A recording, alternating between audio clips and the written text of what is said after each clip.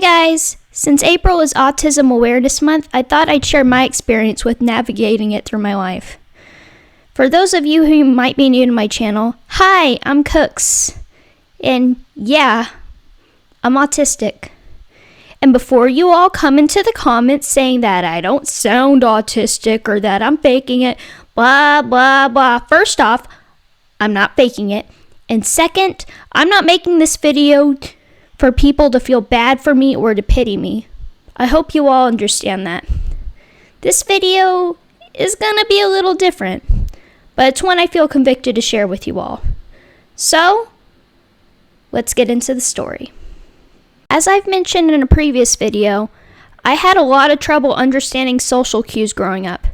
For a little bit of context, I was born in the early 2000s, back before my parents were even aware what autism was, and it wasn't nearly as researched as it is today.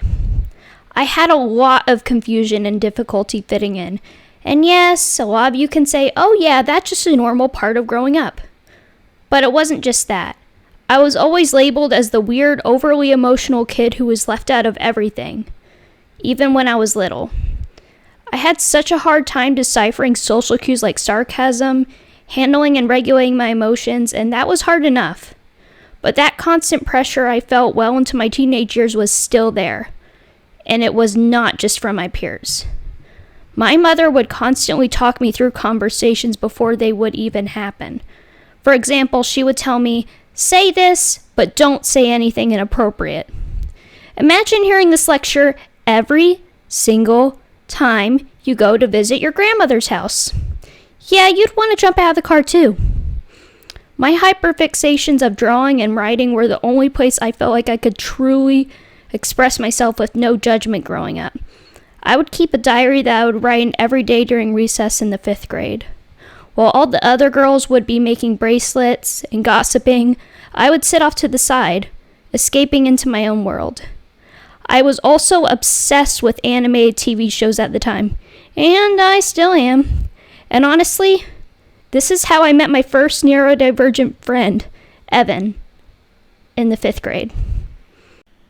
Evan was the first kid who had any interest in talking to me, and despite the two of us being automatically labeled by everyone as the weird kids, I couldn't care less, because I could be myself around him. I could actually talk about my hyperfixations with him without any judgment. I remember us being in class, doodling constantly, drawing pictures and writing little notes in each other's textbooks when the teachers weren't looking, and laughing quietly at our little inside jokes. And I liked that. I didn't have to put up any mask and pretend to be what others thought was normal.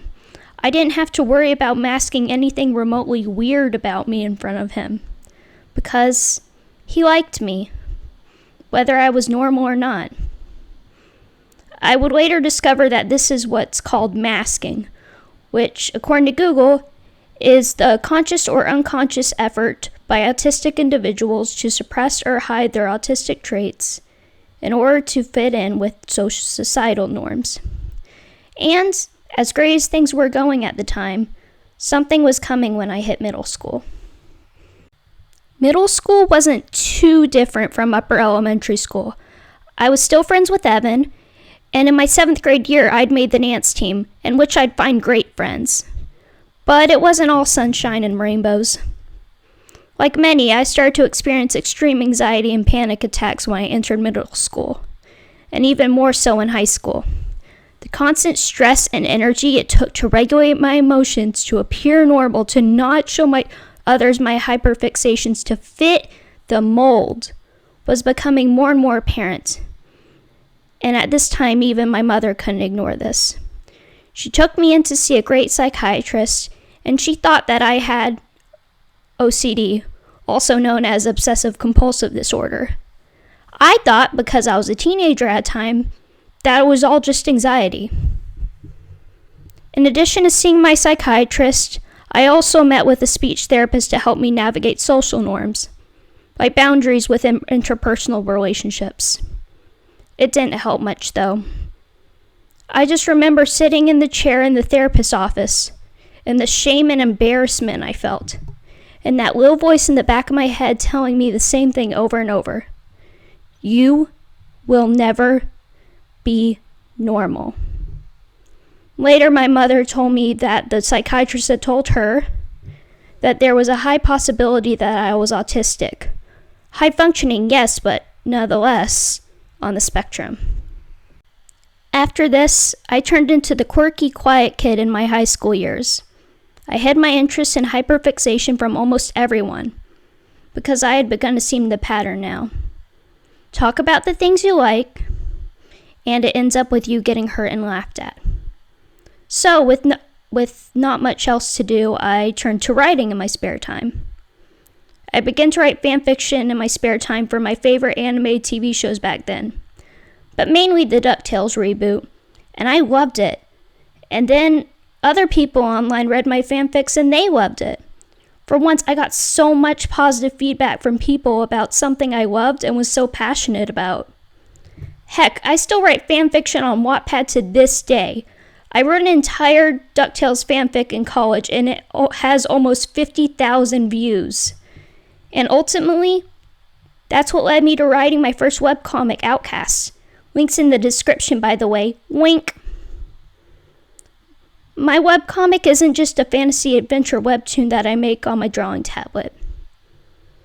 It's a message to give people hope. The message being, you might not fit into a mold that everyone thinks you should. And that's okay. There are people out there who will love you, the real you. And sometimes it's all about taking that first step. That's why I'm making this video. So yes, I have high-functioning autism, but I'm finding ways to thrive in today's world. Is it hard? Yeah, but I'm not alone in it, and no one ever should be. And that's a wrap for this video. A special thank you to my Patreon members. You guys are the absolute best. Thank you so much for supporting me in the making of my webcomic Outcast and my artistic journey. Just a reminder, if you'd like to see more art like this or want to learn more about my webcomic Outcasts, you can check it out on Tapas and come join my Patreon for exclusive content. I know this is different from my usual content, but if you like it, hit that like button, subscribe, and keep creating, and I'll see you all in the next video. Bye!